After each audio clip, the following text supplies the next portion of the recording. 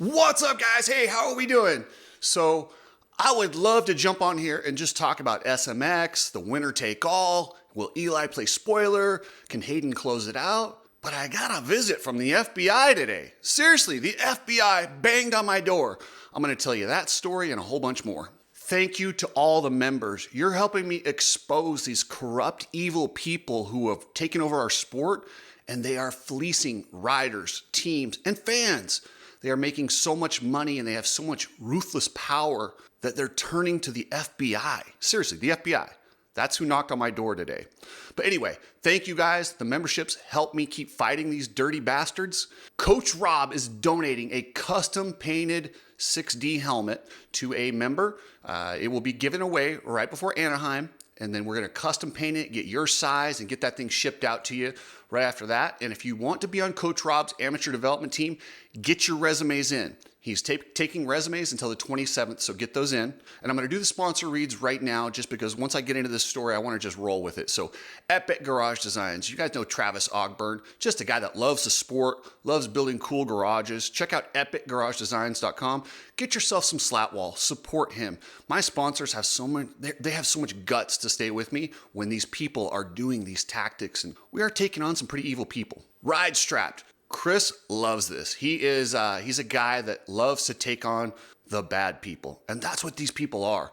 But support Ride Strapped. Check out his goggles, the shirts, glasses. Support Ride Strapped. They're a company that stands for what's right.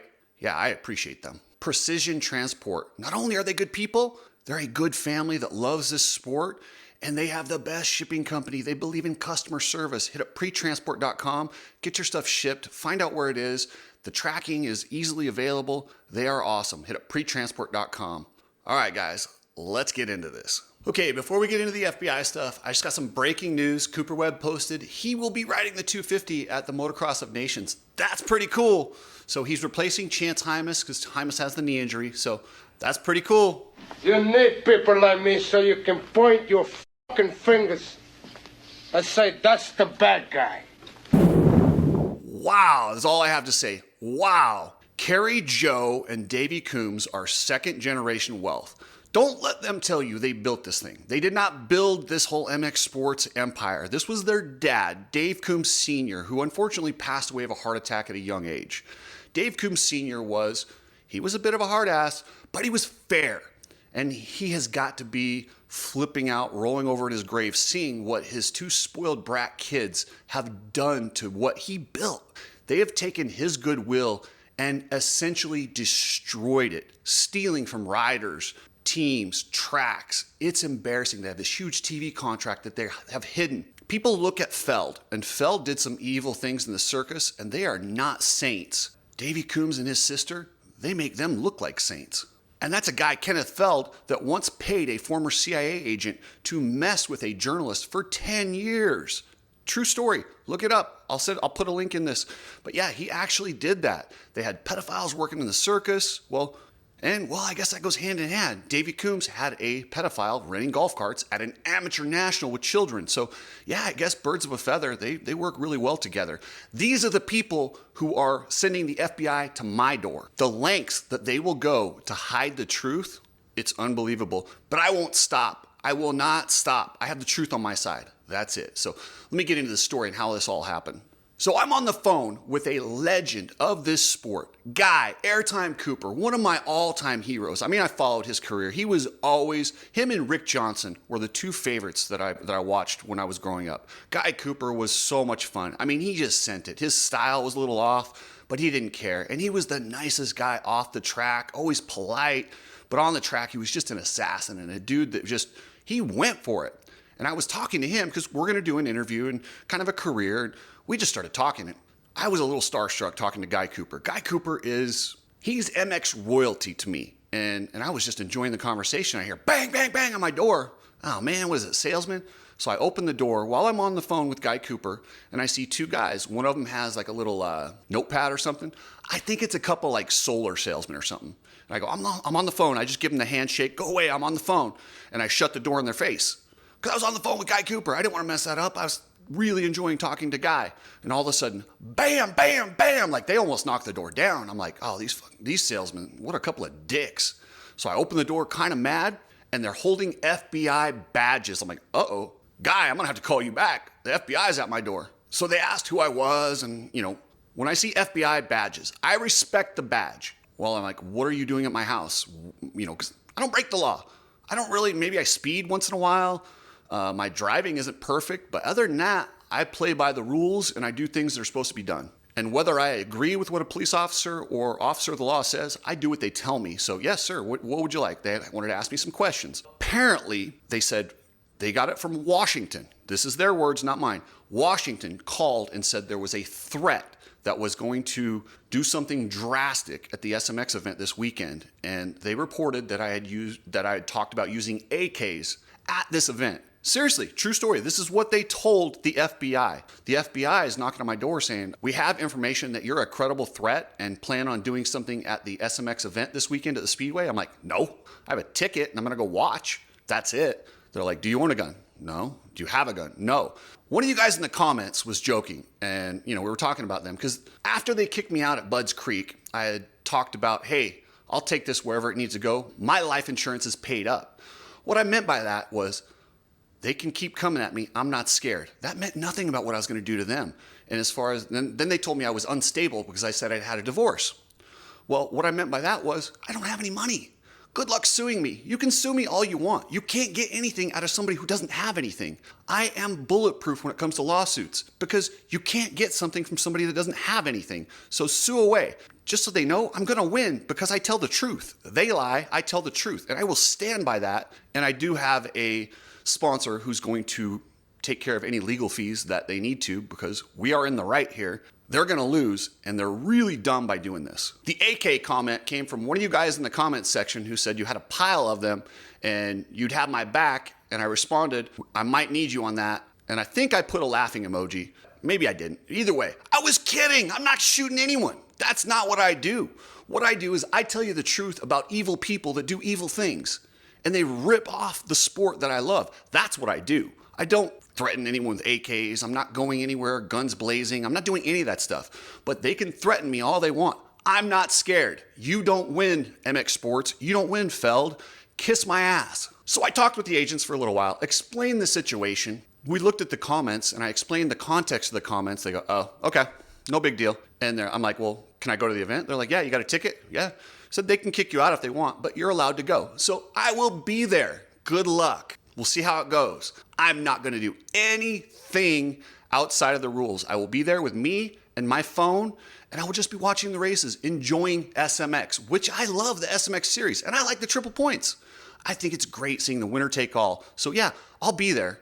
Whether they kick me out or not, that's up to them. Do they really want to be that big of an a-hole? Yeah, probably do, but I'm going to make them do it. But I promise you this, if any officers or legal people come up to me and ask me to leave, I will politely do whatever they ask because I respect the badge. And after explaining to those FBI guys what was going on, we talked for about 15 minutes. They actually were really cool. They laughed and they were kind of annoyed that they even had to come to my door, literally come to a YouTuber's door. They're like, man, 2024 is a weird time that we have to do stuff like this when they should be out catching real criminals. People are trying to shoot our president and the FBI is knocking on my door because Kerry Coombs and probably the AMA, who's supposed to be lobbying for motorcyclists in Washington, is using their connections to send the FBI after me. Yeah, thanks, AMA.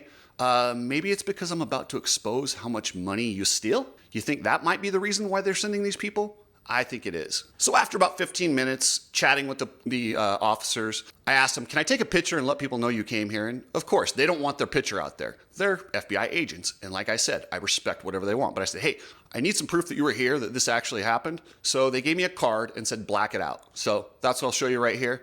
If you want to call the Nevada office, that's on you. These guys were great. They were super polite and they were embarrassed that they even had to come to my house. Well, I called Guy Cooper back because, well, it's Guy Cooper, man. It's just fun to talk to. This guy is so nice. This is a legend of the sport and somebody I hold in regard. This is motocross royalty. And I told him what happened. I told him why. And he's like, wow, those guys. He's like, I'll tell you a little story. At the Indianapolis trade show a while ago, Guy Cooper was getting into race promoting and he wasn't playing along with the Coombs narrative. Well, Davey goes up to him, oh, hey, Guy, how you doing? Pulls him aside, gets him where nobody else is around and tells him, You don't understand the power of the pen. You will fall in line or I will ruin you. Seriously, Davey Coombs threatened Guy Cooper with borderline blackmail as far as with his Racer X platform. The problem with that is that platform, we have other platforms now. Davey doesn't control the entire narrative. Thanks to YouTube and some of these other social medias, whether you like them or not, everyone has a voice now. And the truth can get out there. You don't have to rely on Davey Coombs and his Racer X to just threaten and keep people in line. So yeah, screw you guys. I'm going to say what I want to say, and I'm going to say what's true. And if you don't like it, no problem. It's not slander. It's the truth. Take me to court. We'll find out. I will not stop exposing what they're doing because a lot of their business tactics are borderline racketeering. They're illegal. They don't know this, but the FBI is already looking at them. And now they pissed him off by using him for a frivolous thing. Way to go, Coombs. You overplayed your hand. You're in deep trouble now.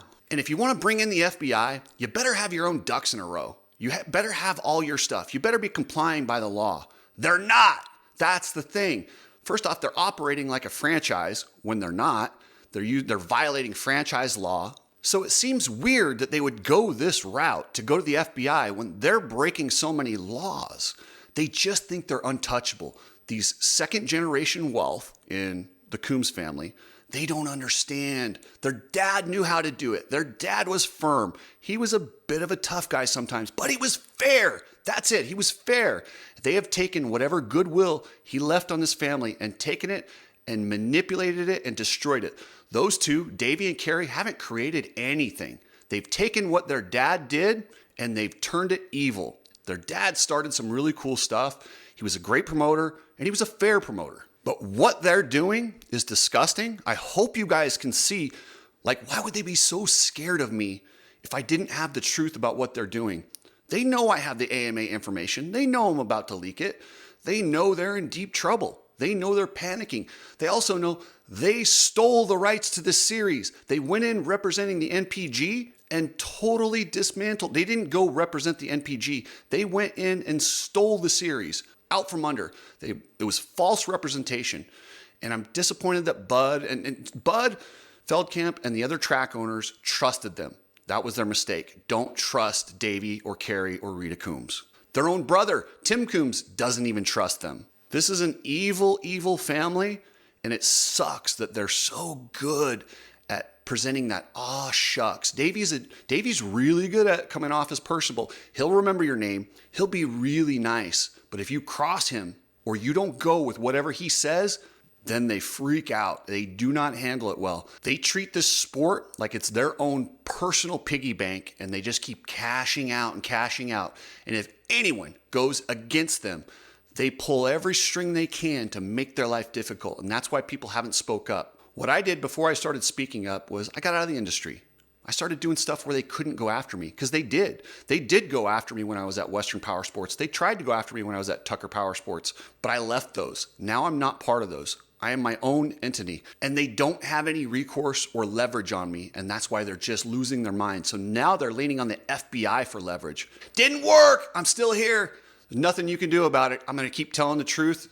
Coombs family, the clock is ticking. People see you for who you are, and what you've done to the sport. Your time running this sport is coming to an end.